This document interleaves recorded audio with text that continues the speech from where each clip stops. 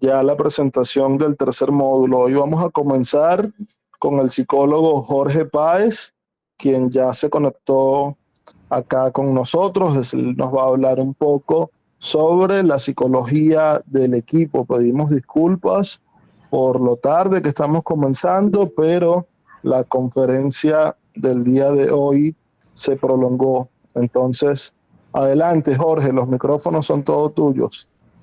Hola, buenas noches. Mucho gusto estar aquí presente con todos ustedes. El día de hoy vamos a hablar principalmente, vamos a estructurar entre las dos clases. La primera vamos a hablar sobre la psicología en base a lo que vendría haciendo el liderazgo, y para la siguiente vamos a hablar sobre lo que vendría siendo el trabajo en equipo. Les voy a proceder a mostrar las diapositivas.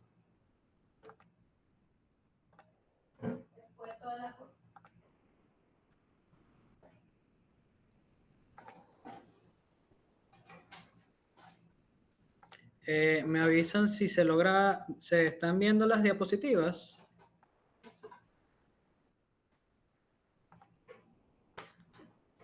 Ahí están llegando, casi llegan.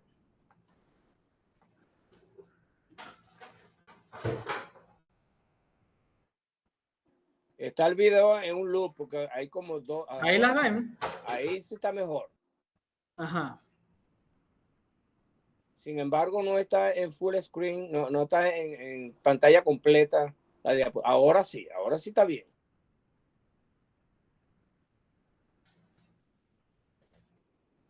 Ok.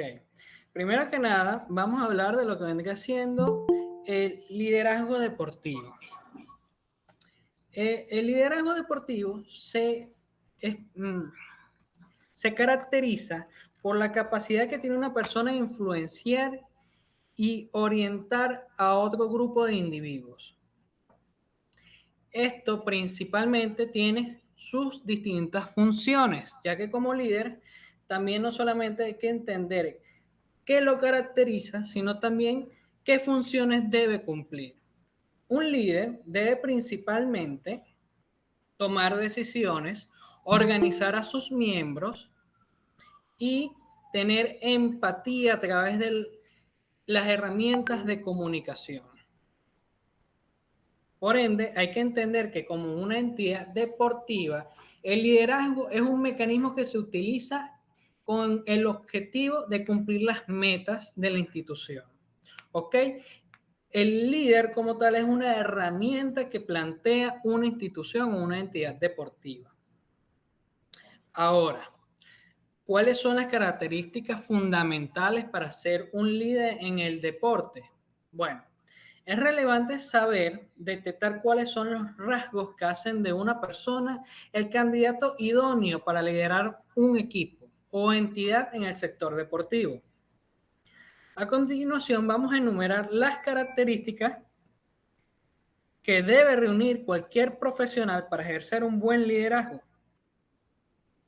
Aquí podemos encontrar varias de ellas. Y además, a lo largo de la clase de hoy, vamos a mencionar muchas otras más. Tengan en cuenta que al final les voy a preguntar, por lo menos, por las 5 características más importantes que debe tener un líder. Primero y principal, tenemos el dominio de las habilidades comunicativas, la empatía, el interés por investigar y ampliar sus conocimientos relacionados con el deporte, la gestión del estrés, la capacidad de enseñar y aprender de otros compañeros, la predisposición al orden y la organización, compromiso e interés permanente por su trabajo y la flexibilidad en sus proyectos y actitud positiva ante nuevos retos. Tenemos también tipos de líderes en el deporte. Hay que entender, por ejemplo, que los tipos de liderazgos no son estáticos, sino dinámicos. ¿Qué me refiero yo con esto? Yo puedo pasar de ser un tipo de líder a otro en cuestión de segundos. Ahora, hay que entender cuáles son los tipos de liderazgo para saber cuándo me conviene a mí ejercer un liderazgo en específico u otro. Recuerden que si tienen alguna pregunta durante la clase pueden intervenir y yo les atenderé. Vamos ahora con el liderazgo participativo. En esta, el líder toma en cuenta las opiniones de terceros y distintos puntos de vista de los miembros de su equipo, pero la decisión final la sigue tomando el líder. En cambio, el líder autoritario es un tipo de líder que no toma en cuenta las opiniones de terceros en el proceso de la toma de decisiones. Más sin embargo, puede delegar tareas, pero bajo la estricta participación de que él es quien toma todas las decisiones. Y por ende, hay que entender que como líderes hay que hacernos responsables de todas las decisiones que tomamos. Un ejemplo de cuándo debo ser participativo y cuándo debo ser autoritario se puede dar, por ejemplo, de acuerdo a como quien dice, circunstancia, lugar y tiempo. Si yo, por ejemplo, tengo suficiente tiempo para tomar en cuenta las opiniones de los demás y hacer un análisis de esos puntos de vista para yo tomar una decisión, yo puedo ser participativo. Pero si yo me encuentro en una competencia y tengo 10 minutos para tomar una decisión, debo ser autoritario, porque no tengo el tiempo suficiente para escuchar a los demás y hacer un análisis pertinente de sus opiniones. Entonces hay que entender que como líderes no nos podemos encasillar en un solo tipo. Hay que movernos, como quien dice, dinámicamente. Además, tenemos el tipo de líder anárquico. Este es un tipo de liderazgo donde no hay una figura de líder, sino que hay distintos miembros autosuficientes, los cuales toman una decisión entre todos ellos para llegar a una conclusión. Un ejemplo de esto son aquellos comités que para, por ejemplo, tomar una decisión se hace por medio de votos. Y dirán, ¿cuándo debo ser yo un líder anárquico? ¿O cómo logro yo un liderazgo anárquico? Estableciendo un comité para determinadas circunstancias. Estas circunstancias son aquellas que sobrepasan su nivel de responsabilidad como líderes. Si, por ejemplo, ustedes tienen un grupo de 5 personas y yo les pido, deben eliminar a un integrante, ¿cómo lo realizarían? Quienes puedan intervenir, adelante.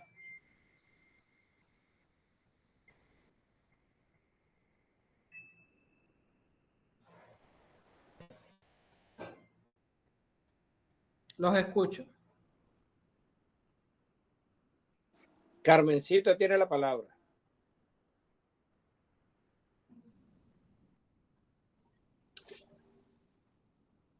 Conociendo la capacidad que pueda tener el atleta, si cómo es su rendimiento, si su rendimiento ha sido eficaz, si no para poder sentarlo, como se dice, en banca.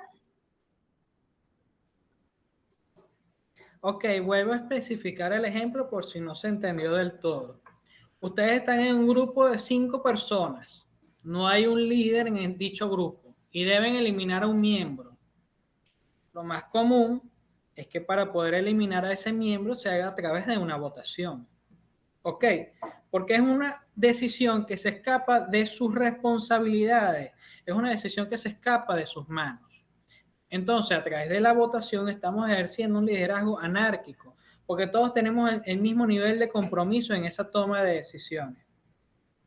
Esto aplicado más a lo que vendría siendo el ámbito deportivo, por ejemplo, se pueden tomar decisiones como comité a la hora de establecer normas y reglas en una institución. ¿Correcto? Acuérdense que la premisa principal para yo ejercer este liderazgo es cuando se presenta una situación que sobrepasa mi nivel de liderazgo o mis capacidades. Y necesito la participación de otras personas para llegar a una decisión. ¿Quedó claro? Sí, profesor, y yo quisiera hacer una pequeña acotación, si me permite. En la pregunta que usted hizo sobre los 5 participantes del grupo y hay que eliminar uno, es que no solamente tiene que ser anárquico, también puede ser autoritario, porque si nadie dice nada y hay alguna persona que tiene claro, dependiendo de la situación, como usted dice, si es una cuestión de tomar una decisión en minutos, porque tenemos un equipo de 5 y nos dice, no, eran de 4, no de 5, pues alguien tiene que eliminar al uno a este que es el menos capacitado o el menos fuerte del equipo o lo que sea, y tiene que tomarse una, tú eres, y ya está, y hay que tomar una decisión rápida, o sea, eso depende.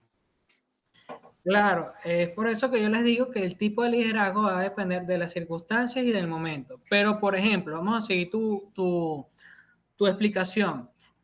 Tú vienes y dices, tú eres el que va a ser eliminado. Y si esa persona no está de acuerdo, bueno, lamentablemente se le pide a los demás, ¿están de acuerdo los demás 4? Sí, ya está. Sí, pero ahí necesito. el anárquico. ahí procedes al anárquico, Sí, es ¿correcto? verdad, pero hay una combinación, eso es lo que yo digo. O sea, lo que dijo la compañera Carmen tiene punto, o sea, es válido. Correcto.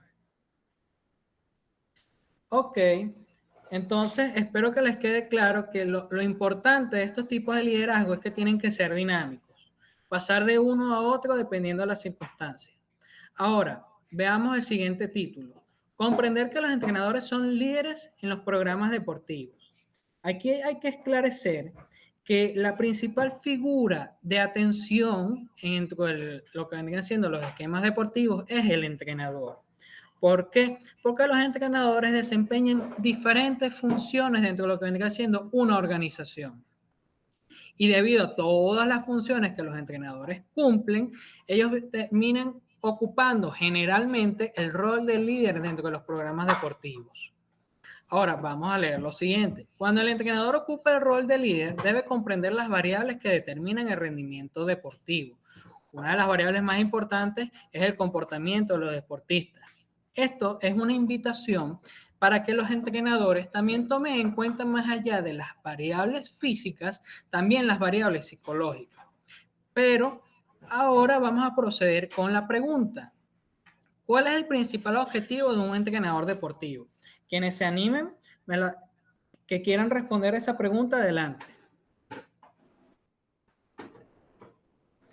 Yo diría que el principal motivo de todo entrenador es tener unos atletas que sean, ¿cómo se dice? Ganadores, los que de verdad logren los mayores objetivos. Ok, ¿alguien más quiere dar su respuesta? ¿Están de acuerdo con esa respuesta? Ok, Carmen está de acuerdo. Ok, vamos a esclarecer entonces cuál es el principal objetivo de un entrenador. Y hay que especificar primero que nada que el principal objetivo del entrenador va más allá de lo que vendría siendo la victoria, la derrota o la condición física. El principal objetivo de un entrenador es trabajar para el beneficio del atleta. Y quizás esto suena un poco general, pero esto tiene un porqué. Porque cuando hablamos de beneficio, hablamos mucho más allá de un beneficio físico, hablamos mucho más allá de los logros, incluso vamos más allá de lo que vendrían siendo los beneficios psicológicos. Porque lo que realmente el objetivo de un entrenador es dar enseñanzas que permitan al individuo que le queden para toda su vida. Yo asumo que quizás algunos de ustedes tengan experiencias tanto como entrenador o como atleta y recordarán algunas enseñanzas que les haya dejado algún deporte, alguna persona o el entrenador que hayan tenido en dicha disciplina. Esos recuerdos que ustedes tienen, esas enseñanzas, son lo que nosotros llamamos ese beneficio que les queda para toda la vida, porque más allá de atletas, más allá de deportistas, somos seres humanos. Y hay que entender que todo lo que nosotros aprendemos del deporte también nos afecta en nuestro día a día. Lo podemos utilizar para nuestra vida diaria. Y ese debería ser el principal objetivo de un entrenador, más allá de buscar la victoria a toda costa. Por ende, vamos a hablar de los entrenadores y sus cualidades. El entrenador debe dar importancia a construir una relación con el atleta, tratándolo de tal manera que el atleta perciba el comportamiento del entrenador como amigable y respetuoso. Ahora vamos a ver las características de los entrenadores dentro de sus competencias y habilidades. esto se divide en 4 factores. Vamos a empezar. El entrenador como proyecto deportivo. ¿A qué nos referimos como proyecto deportivo? Y esto va más dirigido, por ejemplo, con las academias y los organismos deportivos. Aquí vamos a, como quien dice, orientarnos en qué puntos debemos basarnos a la hora de buscar un determinado entrenador. ¿Cuáles son esas características que debemos buscar en él para que sea el entrenador de nuestro equipo deportivo? Aquí vamos a ver, comunicar valores y normas de comportamiento. Vamos a definir un poco esto. Ustedes sabrán que por lo menos están aquellas conductas antideportivas que se presentan en el deporte, ¿verdad? Y ese tipo de cosas incluso a veces, lamentablemente, llega a ser enseñado por los mismos entrenadores. Y esto no se escapan de las edades infantiles. Ahora, ¿qué debemos buscar con los valores y las normas? Debemos buscar una persona que más allá de buscar los resultados, más allá de la preparación física, que le enseñe a los deportistas valores, los valores deportivos, a enseñarles cómo ser atletas, a enseñarles cómo debe ser respetar a tu adversario, respetar la victoria y respetar la derrota. Por eso hablamos que principalmente el primer valor que debe tener un entrenador debe ser ese. Ahora pasamos con crear una filosofía de juego que caracterice al equipo. Esto de la filosofía es muy importante, porque cuando nosotros hablamos de filosofía, ¿sí? Aquí veo una mano levantada. Sí, profesor Jorge, quería hacer una pequeña acotación a lo que usted dijo también sobre los valores. Lo que usted dice y lo que estamos aprendiendo aquí es algo de verdad correcto y yo estoy muy de acuerdo en todo lo que usted dice.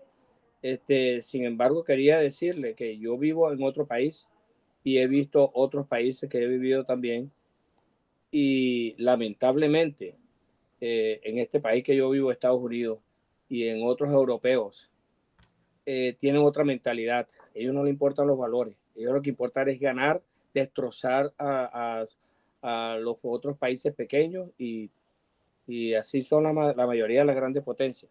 Entrenan para acabar con ellos. Como decíamos en algunas partes, en los juegos de dominó y bolas criollas, al enemigo ni agua. Pero lamentablemente aquí lo veo en las escuelas, cómo ellos enseñan a jugar fútbol, cómo enseñan a jugar béisbol, softball y todo eso, deportes, tienen otra mentalidad. Sin embargo, yo considero que la que usted dice, la que usted está enseñando es la correcta, es la que debería ser. Y porque los demás hagan algo de otra manera, bueno, pero debemos también aprender la de ellos en el sentido que vamos a competir contra ellos, a ver cómo buscamos una forma para poder derrotarlos. Ok, tomo tu comentario de cómo debemos enfrentarnos a ese tipo de circunstancias. Más adelante vamos a ver algo que se llama clima motivacional y clima organizacional, donde vamos a ver cómo, por ejemplo, nos podemos enfrentar ante esas circunstancias adversas. Porque hay que recordar que como líderes muchas veces vamos a encontrar dificultades que no siempre vamos a poder prever, pero que no por eso nos vamos a quedar de manos cruzadas porque siempre hay la manera de buscarle una solución. Pero eso tiene un proceso para llegar a esa respuesta. Mientras tanto, vamos a explicar lo que vendría siendo la filosofía de un entrenador. Lo de la filosofía también va ligado a lo que vendrían siendo las normas y los valores, porque si un entrenador comparte esos valores y esas buenas enseñanzas, son parte de su filosofía. Y cuando hablamos de la filosofía, también hablamos de sus técnicas, de sus estrategias y de sus modelos de entrenamiento. Como instituciones deportivas, muchas veces vamos a buscar, por ejemplo, un entrenador que tenga una filosofía que se adapte a nuestros principios como institución. Y aquí hay 2 circunstancias. Por ejemplo, está cuando buscamos a un entrenador con una filosofía totalmente nueva o buscamos un entrenador que se adapte a nuestra propia filosofía. Es decir, ¿queremos innovar con una nueva filosofía o queremos que un entrenador que ya maneje la filosofía que nosotros manejamos como institución? Es decir, podemos hablar, tomando el ejemplo que mencionó el compañero, de que hay algunas instituciones que lo que les interesa es solo la victoria y van a buscar, por ejemplo, entrenadores que se manejen bajo esa filosofía. O como institución le vamos a dar más importancia a otros valores y vamos a buscar entrenadores que se manejen bajo esa filosofía. Hay que entender que las filosofías no solamente son los valores, son esas cosas que nos caracterizan y nos hacen únicos como entrenador. ¿Ok? Encontrar perfiles de jugadores según su modelo. Esto también implica, por ejemplo, la selección de nuestros jugadores o de nuestros atletas cuando tenemos la oportunidad de escoger. Vamos a buscar también que estos jugadores sean compatibles con la filosofía que nosotros estamos tratando de proyectar. Y principalmente la creación de objetivos deportivos. Es decir, dependiendo de los objetivos que yo tenga, voy a contratar a un entrenador. Por ejemplo, está el caso muy común de que yo, por ejemplo, le explico a un entrenador que lo voy a contratar por 4 meses. Y durante esos 4 meses él va a tener la única tarea de crear esquemas de entrenamiento para el club. Y luego de esos 4 meses voy a buscar otro entrenador que los perfeccione. Es decir, yo estoy escogiendo un entrenador en base a los objetivos que yo me estoy planteando. Y le estoy poniendo duración a su participación también. También habrán otras instituciones donde sus objetivos sean a largo plazo con dichos entrenadores y se genere una relación más continua. Ahora, el entrenador como formador especialista. A esto nos referimos, voy a colocar el ejemplo de un profesor de deporte y un entrenador deportivo. El profesor de deporte maneja los conocimientos básicos de distintas disciplinas y te inculca y te enseña distintas disciplinas deportivas. Ahora, el entrenador deportivo se especializa en una sola disciplina y te va a enseñar las profundidades y todos los conocimientos que él posee dentro de dicha disciplina. Si yo como institución estoy buscando un entrenador de fútbol, yo no voy a acudir a un entrenador de natación. Yo busco un entrenador de fútbol. Si yo como institución estoy buscando a un entrenador de básquetbol femenino, no me voy a ir con un profesor o un entrenador de voleibol. ¿Entienden? Por eso se llama como formador especialista, que tiene un dominio y conocimiento profundo de las características del deporte en concreto. Gestionar y dirigir en los entrenamientos y competiciones. Este entrenador también debe contar con sus propios esquemas de entrenamiento. Estar en continuo desarrollo profesional. Con esto nos referimos que el entrenador quizás conozcan el término de la vieja escuela. Son aquellos entrenadores que ya tienen sus métodos muy arraigados y que no suelen cambiar los métodos de enseñanza que ya están implementando. ¿Ok? Ahora ustedes se preguntarán, ¿esto es positivo o es negativo? Bueno, la vieja escuela existe porque son los principios de todo deporte. Y como ustedes conocerán, la vieja escuela siempre sienta las bases y por algo se conocen como fundamentos, porque como quien dice, siempre tienden a tener resultados positivos. Ahora yo les pregunto a ustedes, si yo como entrenador gané la competencia este año, ¿yo voy a cambiar mi estilo o voy a adaptar a uno nuevo? La lógica es quedarme en el estilo que ya me dio la victoria. Pero ¿y los demás entrenadores que quedaron segundo, tercero, cuarto y quinto? Ellos van a seguir en una constante de desarrollo para poder alcanzarme y superarme. Entonces, si yo quiero seguir obteniendo ese primer lugar como en métodos, como entrenador, yo tengo que estar en un continuo desarrollo profesional. Por lo tanto, el entrenador debe estar adecuadamente capacitado y experimentado para cumplir el rol de guía y facilitador durante todo el proceso deportivo. El entrenador como formador de recursos humanos. Como parte de la institución deportiva, los entrenadores se enfrentan a la realidad de un grupo de sujetos con los cuales debe aprender a convivir. Por tanto, la gestión de las relaciones es indispensable. ¿A qué me refiero yo con esto? Muchas veces dentro de una entidad deportiva van a haber distintos objetivos. Por ejemplo, van a estar los objetivos de la institución, van a estar los objetivos del entrenador, van a estar los objetivos del deportista, van a estar los objetivos de mamá, van a estar los objetivos de papá y no siempre los objetivos van a coincidir. Entonces, Como formador de recursos humanos, el objetivo es tratar de mediar estas relaciones entre todas las entidades que influyen en la vida del deportista, para que estas relaciones se lleven de la forma más armoniosa posible. Porque puede suceder, por ejemplo, que se alcancen los objetivos de determinada entidad, pero papá y mamá no están contentos y esto genera un conflicto. Entonces, como entrenador, debemos mediar esas circunstancias para evitar que afecten negativamente a los atletas. Ahora tenemos al entrenador a cargo de las relaciones públicas.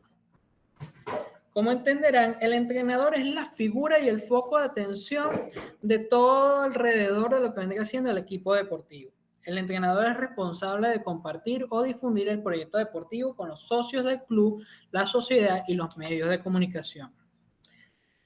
Yo me imagino que quizás ustedes estarán un poco más relacionados con esto, porque si ven deporte, muchas veces después de la finalización de un partido, le hacen la entrevista al entrenador.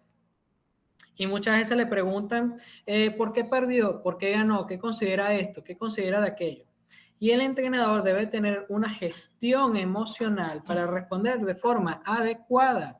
Porque imagínense que ustedes como entrenadores de repente perdieron el partido y se dejan llevar por la rabia y dan un mal comentario. Recuerden que son el foco de atención y es el ejemplo que le están dando, no solo a sus deportistas, sino a todas las personas que los están viendo. Por ende, es importante la gestión emocional para mantener el control en esas determinadas circunstancias.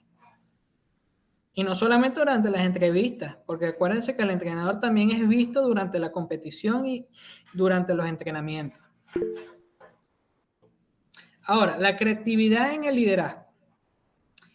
Stenberg y Ruskis, 1994, sugieren que la creatividad es un rasgo indispensable para que todos los líderes y entrenadores deportivos y los rasgos de la personalidad de los coaches creativos deben incluir las siguientes características. La tolerancia a la ambigüedad. Vamos a ir definiendo cada una de las características. La tolerancia a la ambigüedad nos dice que, por ejemplo, cuando nosotros queremos innovar o crear algo nuevo, no necesariamente le va a gustar a todo el mundo. Muchas veces cuando nosotros proponemos algo nuevo, habrá a quienes les guste y a quienes no. Y si algo cabe resaltar es que muchas veces, por ejemplo, tomo esta ejemplificación, los genios, siempre que proponían sus nuevas teorías, eran llamados locos. Y después del tiempo les dio la razón y terminaron convirtiéndose en una de las mentes más importantes de la historia de la humanidad, por ponerles ese ejemplo fácil. Pero en un principio, a pesar de que ellos propusieron cosas innovadoras, como decir la teoría de la gravedad, que la Tierra es redonda, y que al principio esas eran vistos como locuras, hoy en día no lo son. Entonces no tengan miedo a intentar crear cosas nuevas. Ahora, tenemos la tolerancia a superar obstáculos. Esto nos indica que cuando nosotros queremos crear algo nuevo, no podemos prever todas las complicaciones que se van a suceder y que se van a presentar durante el proceso. Porque precisamente como es algo nuevo, no podemos prever todas las dificultades que se nos van a presentar. Por ende, debemos tratar de ser lo más adaptativos posible, tratar de que nuestros proyectos sean flexibles para que estos nuevos obstáculos que se van a presentar tengamos forma de resolverlos. Tengamos forma de poder responder ante las circunstancias adversas. Ahora tenemos el crecimiento activo. Este nos indica principalmente que cuando nosotros queremos innovar, por lo general esto parte y nace de las actualizaciones más recientes en los campos teóricos. Es decir, nosotros debemos estar en un proceso de constante estudio para estar al tanto de las nuevas actualizaciones, ya que posiblemente a raíz de ellas nosotros podamos personalizarlas y crear algo nuevo. Es verdad que esto también se puede aplicar con conocimientos antiguos, pero la tendencia indica que a raíz de mientras más nuevo sea el conocimiento, más probabilidades tenemos nosotros de que lo que vayamos a innovar, que lo que vayamos a crear sea más novedoso. Ahora, saber correr riesgos. Esto implica principalmente el cuándo, cómo y dónde yo voy a probar algo nuevo. Si yo, por ejemplo, estoy en la final de un mundial de cualquier disciplina, yo no me voy a poner a inventar a probar algo que me puse a poner a practicar la última semana. porque el riesgo es muy alto. Normalmente yo trato de minimizar estos riesgos practicando primero en los entrenamientos, en prácticas de prueba, en partidos de prueba, donde el riesgo es menor. ¿Ok? Porque si yo corro estos riesgos y no hago un control de daños, voy a perder, como quien dice, mi valía y mi credibilidad. ¿Por qué? Porque estoy poniendo en riesgo no solamente mi credibilidad, sino también pongo en riesgo a mis atletas y a mis deportistas. Ahora, aquí tenemos la motivación, valentía y coraje.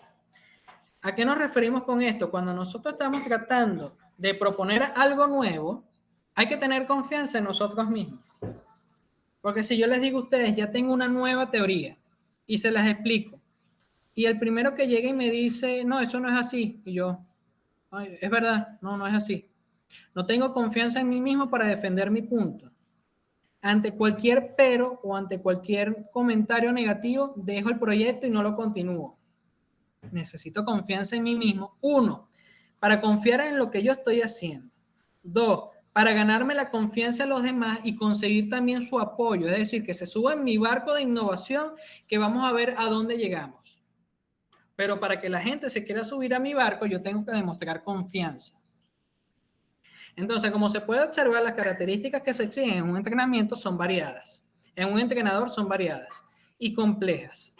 Su función pasa por orientar el proyecto del equipo hacia la consecución de resultados positivos, formar a los deportistas en función de sus exigencias y gestionar las relaciones.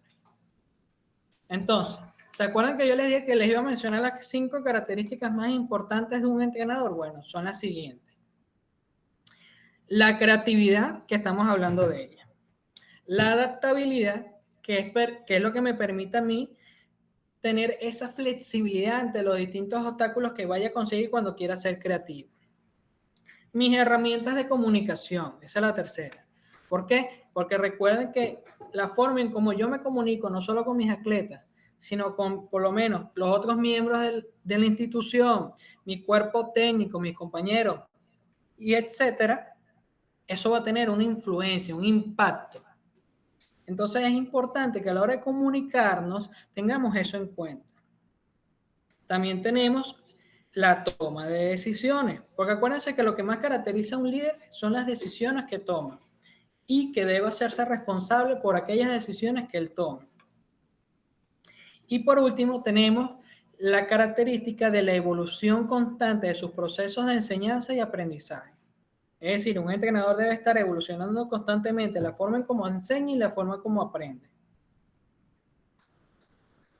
Pasamos entonces a la relación entre el entrenador y el deportista. ¿Estamos claros hasta aquí ahora? ¿Preguntas? ¿Continuamos? Continuamos, profesor. Ok. Si tienen alguna pregunta en cualquier momento, no duden en realizármela. Procedemos con la relación entre el entrenador y el deportista. Esto, por lo menos, nos podemos guiar en un estudio de FES 1992 que demostró que el 80% de los niños que inician una actividad deportiva posteriormente la abandonan por motivos relacionados con la relación con su entrenador. Estas razones incluyen la cantidad y el abuso de la distribución de la carga de trabajo, la falta de comunicación positiva, los prejuicios y la percepción de competencia. Fíjense que el entrenador tiene una gran influencia en los deportistas. Esta influencia puede ser o positiva o negativa. Hay que tratar en la medida de lo posible que la influencia y el efecto que nosotros generemos en nuestros deportistas sea positivo. Por ende, les voy a mencionar los problemas más frecuentes mencionados por los atletas en referencia a sus entrenadores. Empecemos. La falta de comprensión hacia los deportistas por características individuales, tendencia a exigir lo mismo a todos los deportistas. Recuerden que cada deportista es único. Y quizás esto se complica un poco en los deportes colectivos, porque tenemos un mayor número de integrantes que forman un equipo y que cada uno debe ser tratado de una forma individualizada y que además debe ser tratado como un grupo. Es decir, hay que tratarlos como grupo y como individuos también. No podemos creer que, por ejemplo, yo apliqué esto con este deportista y funcionó y eso va a funcionar con todos los que más. Eso no es así. Además, hay que tomar en cuenta el favoritismo con algunos deportistas, prejuicios basados en estereotipos sociales, falta de capacidad para brindar apoyo emocional, incapacidad para interpretar conflictos potenciales, fallo en el estilo de comunicación que se expresa a través de estados emocionales negativos, incapacidad para interpretar el uso del propio lenguaje corporal y reconocer la influencia que tienen los deportistas, gestos, señas inapropiadas, entre otras cosas. La falta de adaptabilidad a las nuevas tendencias y metodologías de formación. Aquí les muestro por lo menos este tipo de problemas que suelen ser frecuentes para que traten de evitarlos. Ahora hay que entender el papel del entrenador dentro de la sociedad y dentro de su equipo. El papel del entrenador como un macrosistema, cuando hablamos de macrosistema nos referimos a la sociedad. El entrenador promueve valores, promueve el deporte como un medio de desarrollo, crea, innova y genera una imagen en los medios. Vamos a explicar un poco más esto. Al promover los valores y promover el deporte, nosotros cuando llegamos, por ejemplo, a una escuela y queremos convencer a otras personas que practiquen determinado deporte, no le vamos a llegar a decir, mira, si usted practica este deporte se va a hacer rico o yo voy a hacer que gane tantas competencias. No. Cuando nosotros buscamos promover el deporte, buscamos promoverlo como algo divertido. Y eso es algo que no debe de desaparecer dentro de las competencias de alto rendimiento. Porque ¿de qué sirve nosotros tener a tantos deportistas si no disfrutan la actividad que están realizando? Por ende, no podemos perder de vista que debemos trabajar en beneficio de nuestros atletas y eso también incluye la diversión. Ahora, dentro de un microsistema, dentro de un equipo deportivo, el entrenador educa a los deportistas y establece un ambiente de trabajo positivo. Gestiona las sesiones de entrenamiento en función de las individuales de los deportistas. Innova en métodos de formación. Gestiona la relación institucional. Incorpora a los miembros de la familia porque entiende la importancia de su rol. Informa de avances o dificultades con respecto al proyecto deportivo. Establece los objetivos para trabajar durante la temporada. ¿Cómo se adapta la comunicación con el entrenador? Aquí vamos a profundizar los estilos de comunicación que debe manejar un entrenador a la hora de dirigirse a sus atletas y, por ejemplo, también se aplica cuando nos dirigimos a los representantes de los atletas, a la afición y a los medios de comunicación. Esto se divide en 5 principios: el contenido, la emoción, el cómo, cuándo y a quién nos comunicamos. Vamos a definir cada uno. El contenido. Hay que entender que cuando nosotros transmitimos un mensaje, este puede tener distintas interpretaciones. Por ejemplo, yo les puedo decir, nos vemos la semana que viene, y algunos interpretó que va a ser el lunes, otro el martes, otro el miércoles, y yo no les especifiqué nunca qué día de la semana nos íbamos a ver. Es decir, mi mensaje tiene varias interpretaciones. Yo lo que tengo que buscar es que a la hora de transmitir mi mensaje tenga el menor número de interpretaciones posibles para que todos entiendan lo mismo y estamos en sintonía con la misma información. ¿Se entiende? Ahora, pasamos a la emoción. Esto aplica mucho cuando el entrenador busca aplicar un mensaje motivacional. Esto aplica, por ejemplo, con las emociones que nosotros le transmitimos a nuestros atletas a la hora de motivarlos. Si yo quiero darles una charla motivacional y estoy asustado, estoy triste, estoy furioso, quizás no genere el impacto que estoy buscando. Por ende, yo debo ser consciente con qué emoción transmito mi mensaje, porque eso también puede generar otro tipo de interpretaciones. No es lo mismo que yo le diga algo a ustedes estando molesto, estando triste, a que cuando yo me encuentro en control. Ahora, el cómo. El cómo se especifica más que todo en el tono de voz que voy a utilizar, en el medio de comunicación que yo voy a utilizar, si va a ser en persona, si va a ser por WhatsApp, si va a ser por Twitter. Entonces yo debo tener en cuenta por dónde me estoy comunicando y cómo lo voy a hacer. Por ejemplo, ahorita estamos usando el cómo a través de una clase virtual. No estamos hablando en persona. Entonces, por ejemplo, podemos tomar en cuenta cómo nos estamos comunicando ahorita y eso influye en el cómo. Ahora el cuándo.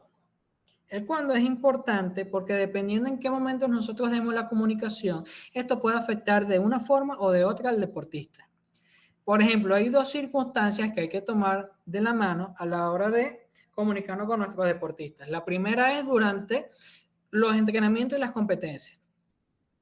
Cuando un atleta se equivoca y nosotros lo corregimos, hay que entender que durante ese momento el atleta es vulnerable y hay que tener eso en consideración para no generar un efecto negativo cuando nos estamos comunicando con él para corregirlo. El otro momento es durante la competición. Si nosotros damos un mensaje que termine distrayendo al atleta durante la competencia, este va a disminuir su rendimiento. Entonces muchas veces hay que por lo menos determinar cuál es el momento más idóneo para comunicarnos con ellos. ¿Y a quién nos comunicamos? Esto tiene que ver más que todo con las características de la personalidad de cada quien. Ahora, nosotros no podemos adivinar cómo le gusta que se comuniquen con cada persona en específico o que no le gusta, porque por lo menos hay deportistas que no le gusta que le griten. Hay otros que se motivan más con palabras de afirmación. Hay otros que por lo menos se les dan más las emociones fuertes y así sucesivamente. ¿Qué es lo idóneo en este caso? Que nosotros como entrenadores sepamos cuál es el estilo de comunicación que es más efectivo con cada atleta. Y algo que por lo menos el ejemplo de los gritos que yo le di sucede mucho en edades infantiles, donde los atletas son más susceptibles a los gritos. Por ende, se suele dar la recomendación de que no se utilicen mucho los gritos, sobre todo con atletas infantiles. Y esto aplica también con los adultos. Ahora vamos a ver algunas recomendaciones para mejorar la comunicación. Tenemos las normas del equipo. Se deberían tomar medidas para implicar a los deportistas en el establecimiento de estas normas. Habrá un mayor compromiso del grupo con las normas si los atletas han ayudado a establecerlas. Las normas deben ser prescritas e indicar la conducta deseada. Es decir, cuando establezcamos las normas hay que, como quien dice, redactadas buscando la conducta deseada. Es decir, por ejemplo, si yo voy a escribir esta norma de que deben cumplir con las normas de vestimenta adecuados. Es decir, indicar cuáles son las normas de vestimenta deseadas, no las no deseadas. Las normas también van referidas a normas de comportamiento, normas de horario, y hay que tener en cuenta el castigo idóneo dependiendo de las circunstancias por el incumplimiento de las normas del equipo. Y como entrenadores debemos ser los primeros en respetar estas normas. Porque no es congruente que yo como entrenador te pida puntualidad si llegas tarde, o yo como entrenador te pida que no hagas conductas antideportivas si yo de repente me pongo a pegar gritos como loco cuando de repente vamos perdiendo. ¿Se entiende? Ahora pasamos a no utilizar el sarcasmo. Hay que entender que el sarcasmo tiene a mandar dos mensajes. Uno que es el mensaje textual y el otro que vendría siendo el sarcasmo, que es la ironía. Por ende, al mandar dos mensajes, lo que estamos es confundiendo a nuestros atletas y suele ser mal visto. Debemos intentar evitar el uso del sarcasmo en todo momento, si trabaja principalmente con deportistas que están en la etapa inicial. Entiéndase, etapa inicial no solamente son niños, sino todo aquel atleta que esté iniciándose en un deporte. Reuniones semanales. Es fundamental que todos nos sentemos juntos una vez por semana para planificar los objetivos de trabajo que se deben trabajar en los próximos días y muchas otras grabaciones de conversaciones relevantes para el trabajo en equipo. Con esto nos referimos que estas reuniones semanales permiten tener un seguimiento de los objetivos y escuchar las opiniones de los demás en esas circunstancias. O sea, da pie a que los demás por lo menos compartan sus opiniones en esas reuniones. La toma de decisiones. Cuando los canales de comunicación existen y funcionan eficazmente, es mucho más probable que al entrenador le cueste menos tomar sus decisiones. Es decir, mientras mejor sea nuestra comunicación, más rápido vamos a poder tomar las decisiones. El lenguaje del deportista. Dependiendo de dónde se desarrollen las intervenciones durante las sesiones de entrenamiento o en competición, el lenguaje que se utiliza es diferente. Durante los entrenamientos, los deportistas se expresan verbalmente en función de lo que están viviendo. Es decir, normalmente durante los entrenamientos, los deportistas tienen la libertad de expresarse. Pero en la competición, especialmente en deportes de equipo, suele prevalecer el uso del lenguaje de señas o el lenguaje no verbal. Es decir, hay que tener en cuenta también que nuestros deportistas también se comunican a través de sus gestos. Ahora llegamos a lo que es el clima motivacional y organizacional. Hay que entender que estos dos climas se llevan de la mano y que se ven influenciadas por el tipo de liderazgo ejercido por el entrenador. Ahora, el objetivo del clima motivacional es conseguir que los jóvenes disfruten de una experiencia y sean capaces de trasladarla a su vida diaria. En el clima motivacional lo que se busca realmente es el disfrute del deporte, que tú puedas disfrutar esta experiencia porque, por ejemplo, no todos los atletas que están en el mundo del deporte lo practican con el objetivo de ser campeones del mundo. No muchos atletas practican el deporte siempre pensando en la victoria o en alcanzar su máximo rendimiento.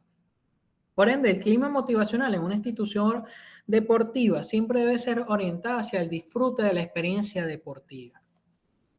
Aquí tenemos dos modelos que nos orientan un poco a eso, que es el modelo mediacional de Small Smith, 1986, o 1989, perdón, donde nos dice que el entrenador se influencia a raíz de su comportamiento el rendimiento de los atletas y que el comportamiento de los atletas influencia en el rendimiento del entrenador. Y el modelo multidimensional de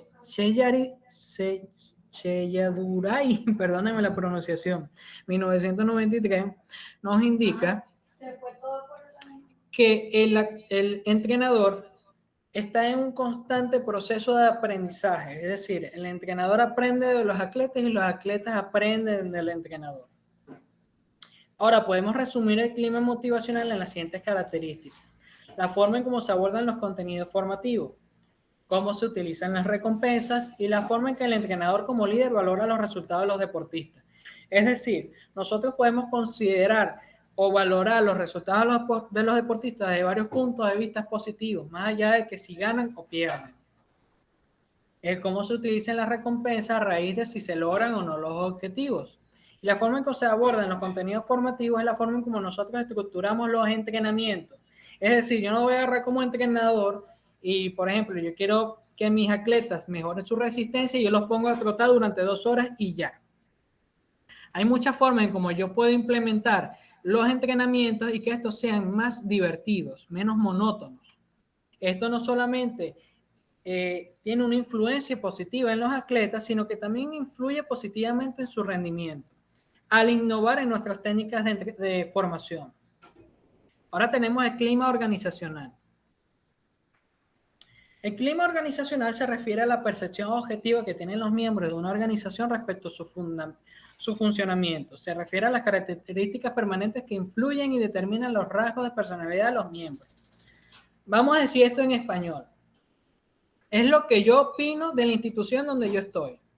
Es decir, si yo estoy en un equipo, como por decir, yo estoy en el Real Madrid, el clima organizacional va a ser técnicamente lo que yo opine de esa institución, ya que yo formo parte de ella.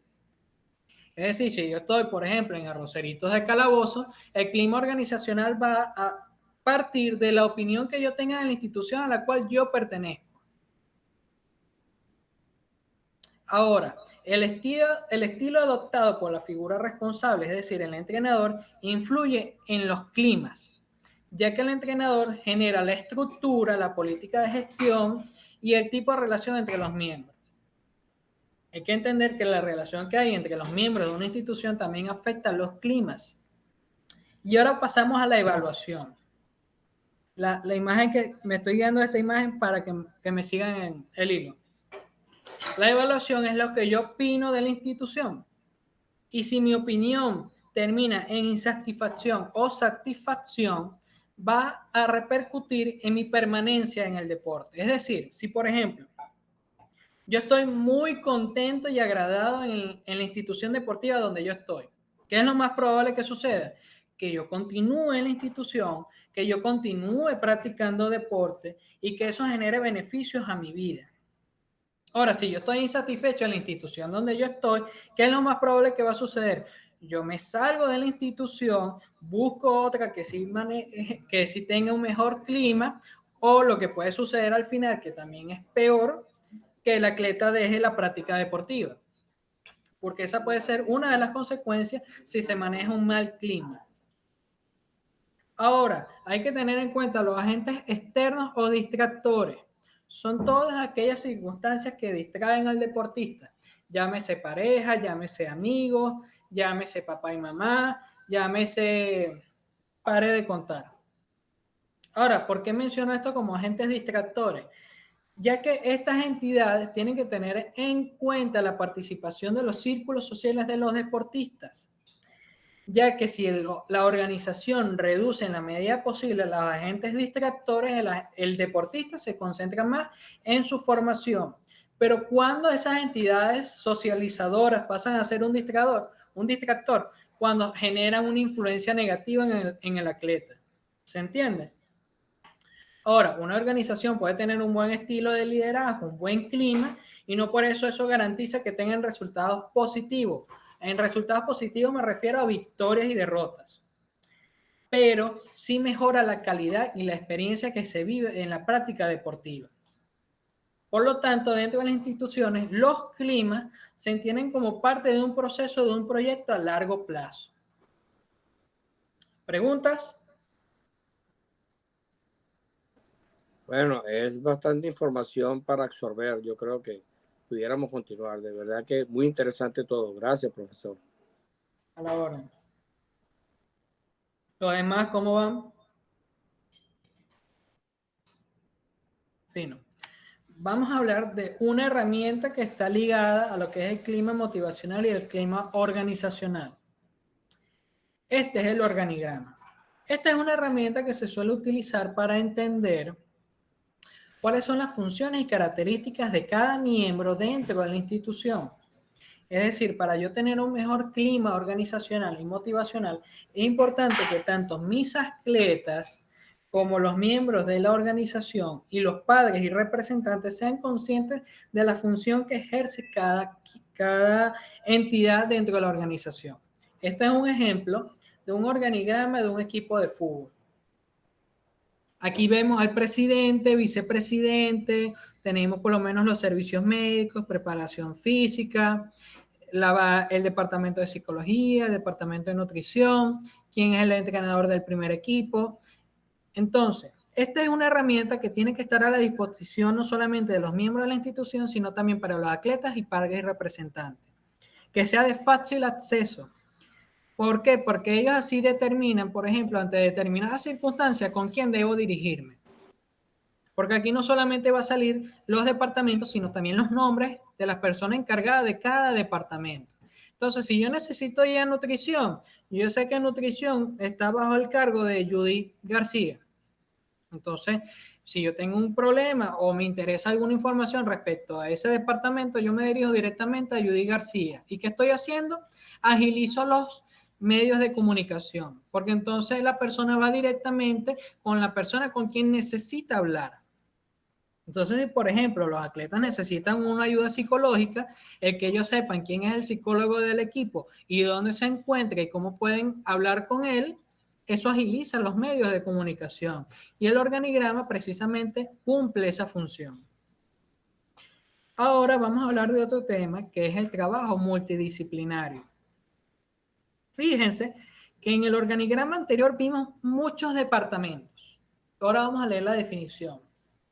Rez y Hardy afirman que los deportistas pueden alcanzar sus objetivos siempre que cuenten con el apoyo social, es decir, familiares y amigos. El apoyo social es el determinante fundamental y el principal impulsor de la motivación y el disfrute que resulta en el comportamiento necesario para continuar en el deporte. Un ejemplo de trabajo multidisciplinario es muy sencillo. Que, por ejemplo, servicios médicos, preparación física, readaptación, nutrición, todos trabajen juntos en el beneficio de los atletas. Ahora les doy un ejemplo más fácil de asimilar. El trabajo en conjunto de un psicólogo y un entrenador. Eso es trabajo multidisciplinario. Y aquí se los especifico un poco más. El entrenador es el encargado de maximificar el rendimiento físico de un atleta. Eso está dentro de sus funciones. Y el psicólogo es el encargado de trabajar aquellas variables para evitar la disminución del rendimiento del atleta. Es decir, en pocas palabras, el entrenador aumenta el rendimiento y el psicólogo evita la disminución del rendimiento.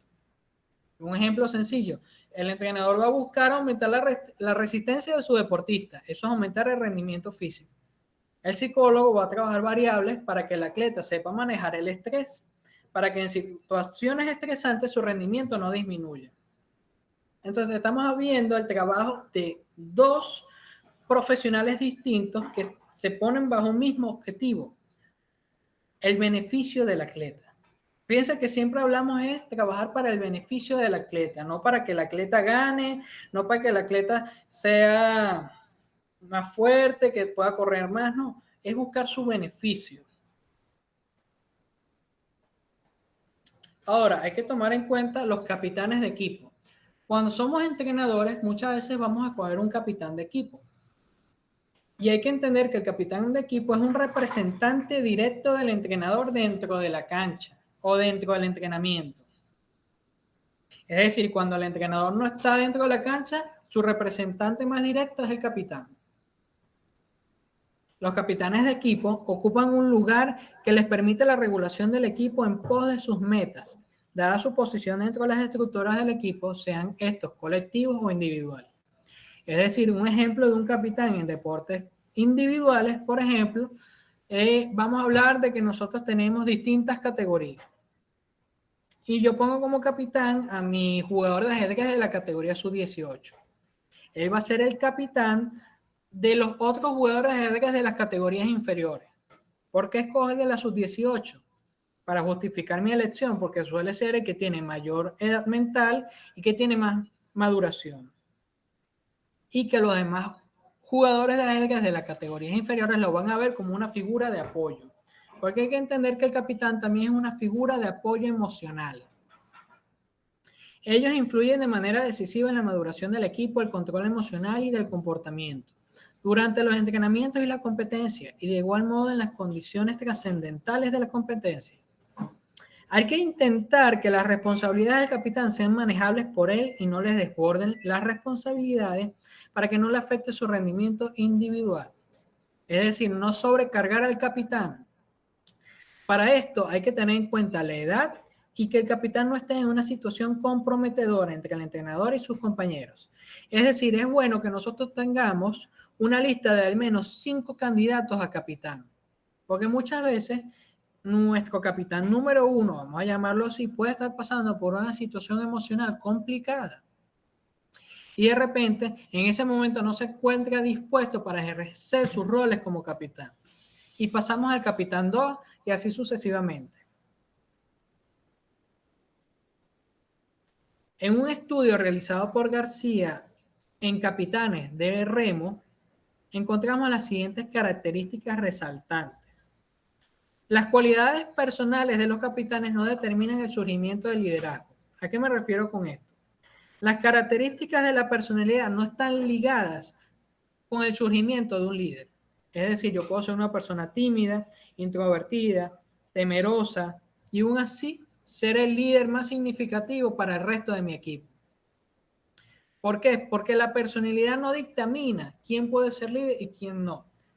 Pero, como termina la frase, influyen en la asunción del mismo, es decir, están implicadas en la eficiencia del líder. Tienen cierta relevancia porque influyen, pero no son lo más determinantes. Es decir, yo no siempre voy a escoger como líder al más chistoso, al que habla más, al que más sobresale, sino al que cumple mejor su función como líder, como capitán. Los mejores capitanes poseen una correcta autovaloración de sus cualidades personales y presentan motivos superiores para representar y apoyar al equipo. Es decir, yo no puedo obligar a un atleta a ser el capitán de mi equipo. El atleta debe estar de acuerdo en querer ser el capitán, porque si yo lo coloco a él en una situación en la que no se siente cómodo, no va a poder ejercer sus funciones de manera correcta. Por donde es importante que a la hora de escoger un capitán, él se sienta cómodo y esté de acuerdo con esa decisión. Los capitanes más efectivos presentaron como tendencia una superior calidad en la condición deportiva, física, técnica o táctica. Es decir, es normal que los capitanes sobresalgan en alguno de estos aspectos. Además de constituirse en líderes que se caracterizan por la capacidad de escuchar y ganarse la empatía de sus compañeros. Es decir, es importante que los capitanes tengan una buena relación con los restos de los miembros del equipo. Y cierro con esta frase. El papel de capitán es más una responsabilidad que un privilegio. A esto me refiero a que por lo general se suele escoger como capitán al miembro que tiene más tiempo en el equipo o al miembro que destaca más en su rendimiento deportivo. Pero no, muchas veces el mejor capitán no es el más viejo ni el que mejor se desempeña físicamente, sino aquel que posee las características para ser un verdadero capitán. La extensión de las funciones del capitán llega más allá del entorno del régimen deportivo, desempeñándose también en la vida social del resto de los jugadores. Y con esto cerramos la clase de hoy. El líder de un equipo o institución es responsable de realizar su trabajo, sin perder de vista que los deportistas son los protagonistas finales y que deben trabajar en su beneficio. Con esto terminamos la clase de hoy. Me pueden decir si tienen dudas, preguntas, cosas que quieran comentar, cosas que podamos aclarar ahorita. Bueno, yo quería agregar una cosita cuando dijo del liderazgo en el anterior. ¿Correcto? Era que muchas veces, bueno, yo soy, por ejemplo, ya va, disculpe, porque tengo un pequeño problema aquí con una perrita.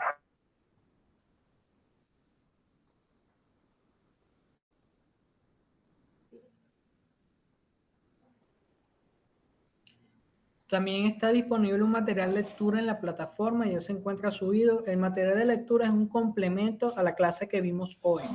Cuando nos volvamos a encontrar la semana que viene, va a haber un material de lectura adicional para la clase número 2. Ok, disculpe, profesor, es que, bueno, la perrita, alguien vino y hizo un desorden. Ok, de todas maneras, mi propuesta es la siguiente, o mi opinión es la siguiente. Yo fui uno de los fundadores de la Orquesta Sinfónica Juveniles de Venezuela, que seguramente usted conoce. Ese sistema, cuando empezamos no había nada y tuvimos que trabajar muy fuerte. 11 líderes, 11 muchachitos que estábamos trabajando fuerte. Disculpe todo el mundo el ruido de la perrita, pero una de las cosas que aprendimos en ese tiempo para poder lograr buscar un capitán, en este caso, vamos a decirle capitán, de alguien encargado de ciertas secciones. La Orquesta Sinfónica tiene parte, los primeros violines, los segundos violines, las violas, los chelos, las maderas tienen partes también, los vientos, todo se divide en partes. Pero siempre es bueno conseguir a alguien que sea un líder para que mantenga la unidad y para que vaya unificando el trabajo y para también adelantar y progresar en el trabajo. Y muchas veces estos líderes los encontramos que eran calladitos, porque esta es la cuestión, un buen líder, eso es lo que encontramos en la experiencia, un buen líder también tiene que ser un buen indio, no solamente un cacique. Un buen líder es el que sabe seguir las instrucciones, es quien sabe entender y ser receptivo a las situaciones que pasan.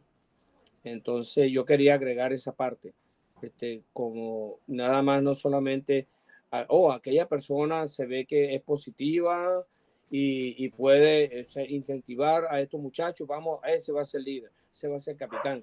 Muchas veces el capitán es calladito. Hay que tener ese ojo para ver a esa persona que está callada, que está siguiendo las pautas de los demás, pero tiene una capacidad de líder porque es receptiva. Y muchas veces cuando hay las situaciones más drásticas, las situaciones problemáticas, este muchacho o muchacha llega y con unas 2, 3 palabras calma a todo el mundo y los hace ser positivos. Es decir, hay también esos pequeños detalles. De verdad que le quiero agradecer mucho todo lo que ha enseñado porque es bastante información, pero muy buena de verdad, y les quiero dar un aplauso porque se lo merece. Ha sido bastante interesante su clase. Gracias. Y también yo quisiera un poquito, un granito de arena pues, a lo que usted ha dicho. Claro, claro, muy buena la contribución. O sea, lo que usted menciona va relacionado a lo que yo les digo, que a la hora de escoger un líder no está directamente relacionado con las características de su personalidad, porque como usted bien dice, puede ser una persona muy callada, pero puede ejercer un buen rol de líder. Y acuérdense que el líder es un mecanismo que se utiliza para cumplir un objetivo. Es un medio para un fin. También veo que levantaron la mano por aquí, no logro leer el nombre, te doy la palabra. Sandra, tiene Hola, la buenas palabra. noches. Buenas noches. Tengo una inquietud. No tengo muy buena señal. Em, por ejemplo, ¿cómo se puede hacer, no?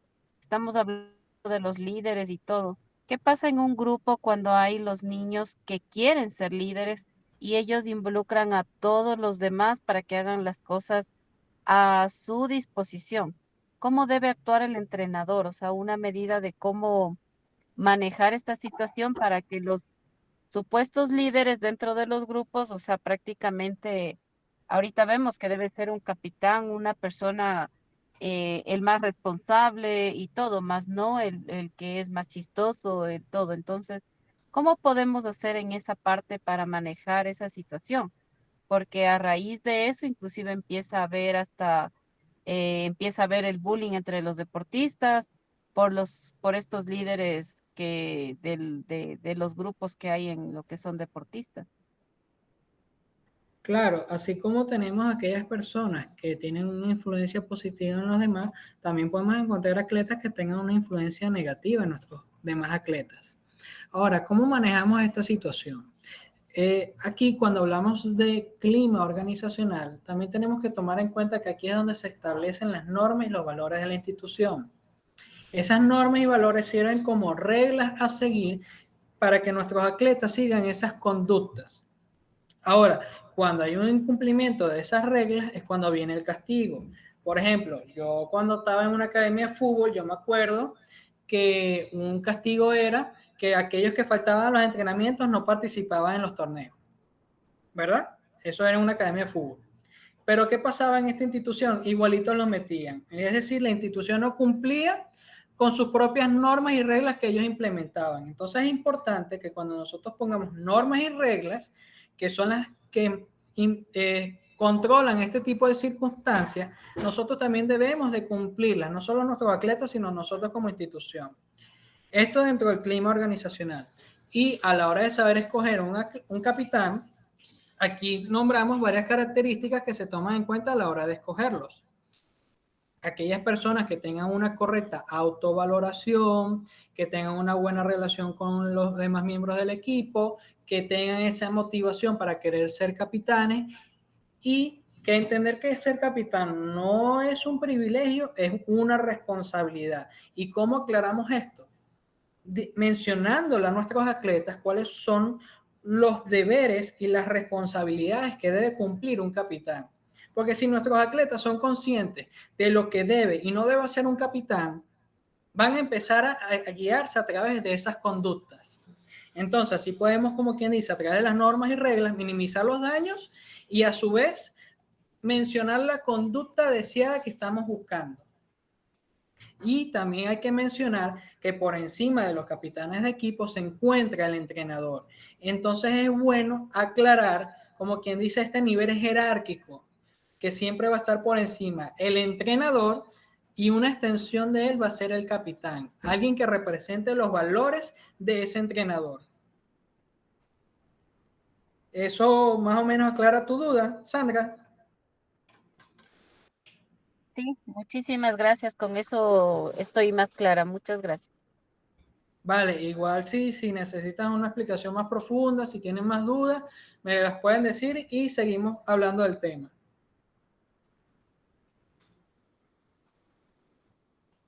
Si ven que estoy viendo el lado, porque estoy viendo el teléfono, porque la computadora no me deja verles la cara.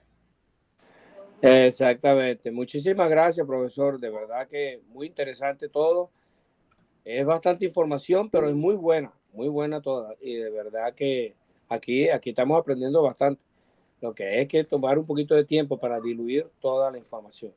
Claro, por eso el material de lectura les queda para que repasen toda esta información.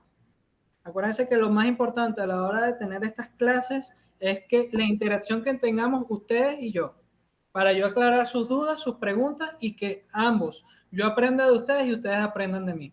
Veo que también levantaron la mano. No veo el nombre. Le cedo la palabra. Doctora Dalui, tiene la palabra. Hola, buenas noches. Buenas noches. Saludos. Por aquí, bueno, quería saludar, bueno, me he deleitado pues con la presentación del profesor del día de hoy. De verdad que bastante interesante todo el material que usted ha facilitado. Y bueno, quería presentarme. Yo soy actualmente la vicerrectora académica de la Universidad Deportiva del Sur y estamos pues avalando el curso de la psicología deportiva, el diplomado a través de la Asociación de Ajedrez de Valencia, del Estado Carabobo. Entonces, bueno, me encantó la invitación a participar hoy a escuchar esta disertación. Y bueno, solamente quería, antes de que se despidieran, darle unas palabras primero de agradecimiento por la confianza que han brindado a la institución con inscribirse en nuestros diplomados avalados por la universidad. Y bueno, que el contenido que hoy se ha disertado por el compañero ha sido de bastante interés. No debemos desestimar nunca que el líder en un equipo, lo que es el capitán, ese equipo multidisciplinario que tiene que ser parte de un equipo deportivo, pues es de gran importancia para los resultados que se desean obtener en cualquier tipo o en cualquier disciplina deportiva. Entonces, por eso para nosotros como universidad es importante la preparación de quienes son parte de este equipo multidisciplinario, ya sean los coaches, los psicólogos, los entrenadores, puesto que desde su formación va a influir muchísimo y va a impactar muchísimo en los resultados esperados por los equipos. Entonces, bueno, nada, felicitarlos por la participación, excelente material compartido y bueno, espero que los participantes hayan quedado conformes. Muchísimas gracias por el derecho de palabra y bueno, muchísimas gracias a todos por esta participación y feliz noche. Muchas gracias, profesora Dalui. Podríamos verla también. Eso sería interesante. Muchas gracias.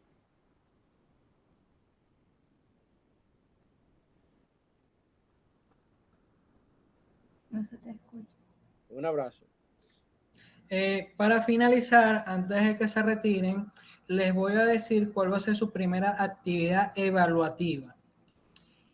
Yo les voy a solicitar que me realicen un organigrama. Esta actividad la pueden realizar en grupo. No sé con cuántas personas estamos contando desde la modalidad online, pero la pueden realizar en grupo y el organigrama debe ser de una entidad deportiva, ya sea en la entidad a la que ustedes pertenecen o una que ustedes quieran escoger o de internet, pero tienen que realizarla ustedes mismos, desde cero. Esa va a ser su primera actividad evaluativa. Bueno, yo pudiera acotar con respecto al grupo, el profesor Nicolás, él es muy bueno en crear grupos. Yo creo que usted como profesor pudiera hablar con él para que crea los grupos y entonces por medio del WhatsApp nos mande quiénes son los integrantes de cada grupo y así pudiéramos trabajar. Creo que sería lo más adecuado. Ok, vamos a tener eso en cuenta para la elaboración de los grupos, pero bueno, ya conocen por lo menos cuál va a ser su primera actividad. Bueno, fue un placer compartir en estas horas con todos ustedes. Espero que les haya quedado claro la información. Igualmente, cualquier duda que tengan, no duden en preguntarme así sea el privado. Yo estoy a la disposición de ustedes. Lo que más me interesa es compartir este conocimiento que podamos aprender para el beneficio de los atletas. Muchísimas gracias, profesor. Muchísimas gracias. De verdad que yo nada más tengo 1000 preguntas, pero está bien. Esta es la tema que hace después. Se la mando en privado. No hay problema, no hay problema. Un feliz fin de semana a todos. Creo que el profesor Jorge Páez merece un aplauso de parte de todos. Bien. Feliz fin de semana a todos. Muchas gracias, Feliz fin de profesor. semana, profesor Jorge. Feliz noche a todos. Feliz noche. Procedo a retirarme.